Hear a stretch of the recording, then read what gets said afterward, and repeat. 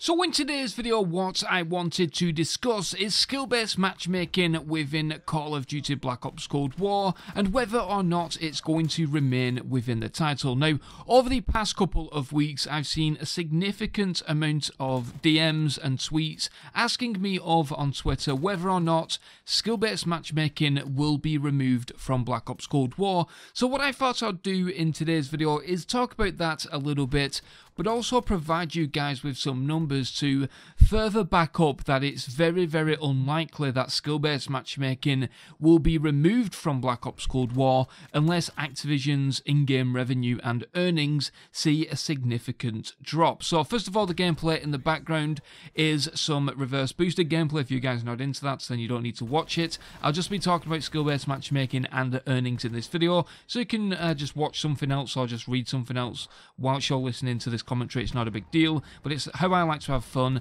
and it is pretty ironic that I am reverse boosting in this gameplay as we're talking about skill-based matchmaking. But anyway, let's get into it. So first of all, what I will say is that yes, my sources have stated that skill-based matchmaking will remain within Call of Duty for the foreseeable future, which essentially means that not only are we going to see it in Black Ops Cold War and it's not going to be changed, but it also does suggest that we will be seeing the same skill-based matchmaking system within future Call of Duty titles, because this is a system that Activision have perfected. And I did tweet this out like 6, 7, maybe 8 months ago now, before Black Ops Cold War was even being talked about, that the same skill-based matchmaking system is going to be implemented within Call of Duty, within future Call of Duties, because that is a system that Activision have perfected and they believe brings in the most money, and up until this point that seems to be the case. Now, I understand that me just saying that doesn't really give you guys a lot of evidence in regards to that, so what I wanted to do is talk about some numbers within Call of Duty, within the Activision's earnings calls, and some information from Super Data, because I tweeted this out a couple of days ago now, which you can see on screen right now, and it was the fact that Modern Warfare made $600 million within its first 3 days, and Black Ops Cold War only made $678 million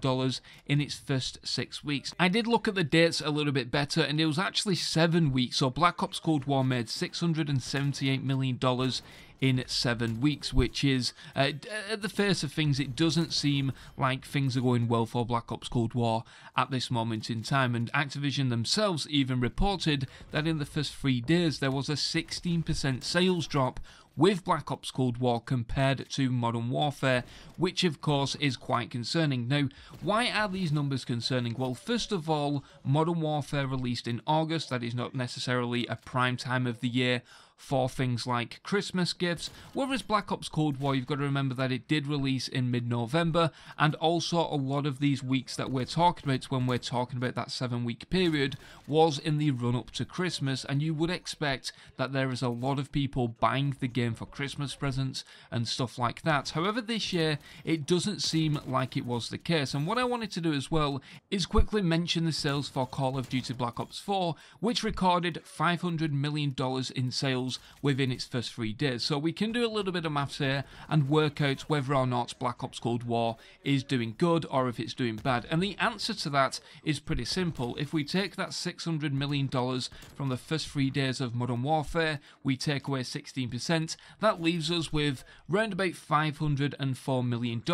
within its first 3 days, which indicates that Black Ops Cold War is basically selling the same as Call of Duty Black Ops 4, and Call of Duty Black Ops 4 up until that point actually recorded the most digital sales in Activision history. So it does indicate that Black Ops Cold War is actually doing alright. Of course, it's not doing as good as Modern Warfare. However, what we need to look at to talk about skill-based matchmaking and whether or not it will be changed or removed or remain the same is the in-game purchases. This is the number, and this is the figure that we need to be looking at as much as possible, because this is the number that reflects the skill-based matchmaking system, as that system has been designed to ensure the most amount of purchases within the game itself. So let's get into those numbers. Of course, these are pretty much predictions at this moment in time until Activision's next earnings call, which is going to be round about February the 4th. They do change the dates a little bit, but round about February the 4th is when we should expect to see some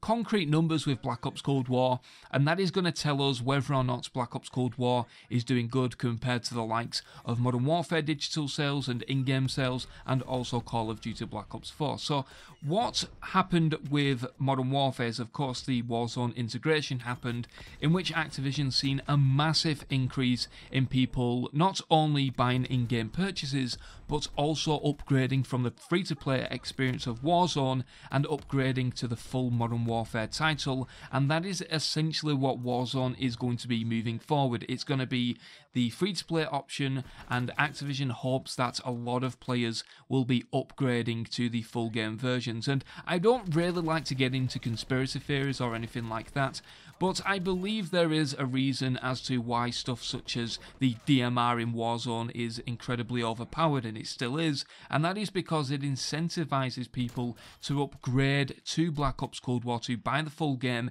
level it up as fast as they can in multiplayer or even zombies, and essentially Activision have got themselves another game sale. So, like I said, I don't really like to get into theories and speculation that much when it comes to stuff like that, but it's very interesting to me that even before Black Ops Cold War released, all of the DLC weapons within Modern Warfare and Warzone, when they was in Warzone, they was always extremely overpowered, but in the core multiplayer experience, they wasn't that overpowered, which I always find pretty interesting because it incentivized people to upgrade to the full game. So bear that in mind, especially as we move forward into the up and coming months and are moving into Activision's earnings call in February as well. So anyway, let's get into those digital numbers, or should I say the in-game numbers. And Activision did report in August that within a 3-month period, Modern Warfare and Warzone made an incredible $500 million in-game sales, which is just unbelievable. That is just in-game sales. That is not people upgrading from Warzone to Modern Warfare or anything like that. That is pure in-game sales, and that is around about $33.3 million a week, which is an incredible number, especially when you bear in mind that necessarily May to August isn't a peak time of year for in-game sales. You would expect high in-game sales around about Christmas time, but the fact that they was able to maintain $33.3 million of in-game sales per week on average, that is pretty impressive, and that is what they're hoping will be happening with Black Ops Cold War and that Warzone integration as well. So what we can gather from this is that we should be able to predict what earnings Activision should be reporting on February the 4th or thereabouts, and that is around about $911 million for Call of Duty Black Ops Cold War. And if they don't meet that number, well, what I should say as well is that this is the minimum number that I'll expect them to report. If they don't report something close to this number, then it is pretty concerning, and it does indicate that Black Ops Cold War isn't doing as well as Activision should have hoped for. Now, where have I got this $911 million from? Well, essentially what I've done is I took that $678 million that Super Data have reported that Black Ops Cold War made, and I've added an additional $33.3 million since the Black Ops Cold War and Warzone integration on December 16th, leading up to February 4th, which was an additional $233 million from in-game revenue. So, of course, these numbers are a little bit here and there, they're not entirely accurate, but if Activision don't report earnings with Black Ops Cold War total earnings of around $911 million, then that does indicate that maybe some changes could be on the horizon. But like I said, all of my sources have said that up until this point there's no reason to change the skill-based matchmaking system, and they're pretty confident that the system they've implemented is best in terms of those in-game sales. So it's going to be a very interesting next couple of weeks leading up to that earnings call. Maybe we'll get some trickles of information coming from different people over the course of the next couple of weeks. But what I wanted to do is basically back up the fact that it is unlikely that we're going to see skill-based matchmaking change within Black Ops Cold War. I've already been told that it's going to be implemented into the next Call of Duty game as well, and until we start to see a significant change in those Activision earnings, then the system is going to remain the same. And although that numbers are down in terms of game sales although that we're not seeing a massive increase in viewership on YouTube and Twitch with Black Ops Cold War, it doesn't necessarily mean that the earnings of the game are low, especially the in-game purchases. So we'll just have to see how it goes. Let me know down in the comment section below your thoughts and opinions, but it is very interesting indeed that we could be seeing some changes, we could not be, but we'll just have to wait until this earnings call at the beginning of February. So let me know down in the comment section below. I understand that quite a few people do follow me from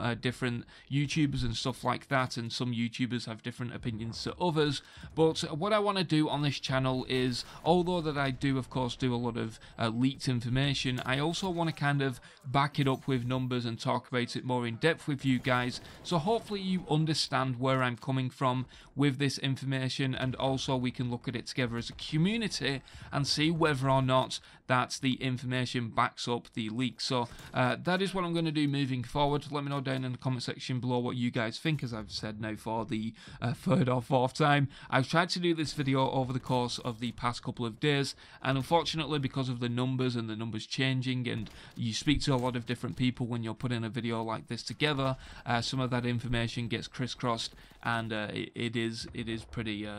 frustrating to try and get a video put together for you guys. But yes, the bottom line is $911 million that Activision needs to report, and I would say that is the bare minimum. I'd expect 1.1, maybe 1.2 million dollars, and then if they don't report something like that, then it is going to be very interesting moving forward with Black Ops Cold War. Maybe they will change skill-based matchmaking, or maybe they'll just start to implement a lot more in-game purchase stuff, start to make stuff overpowered in Warzone maybe, and then hope that people upgrade to Black Ops Cold War and stuff like that. So it's going to be very interesting to see where they go with this one. Maybe they're going to make it more difficult for you to unlock Black Ops Cold War weapons in Warzone, like they've done recently with the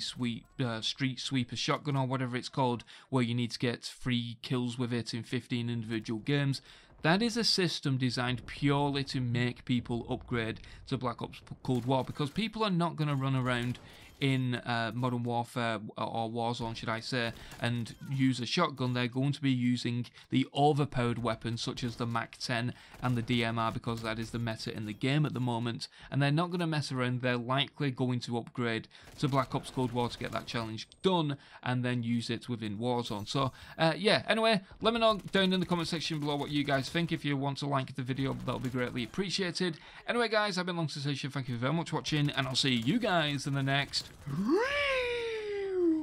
video.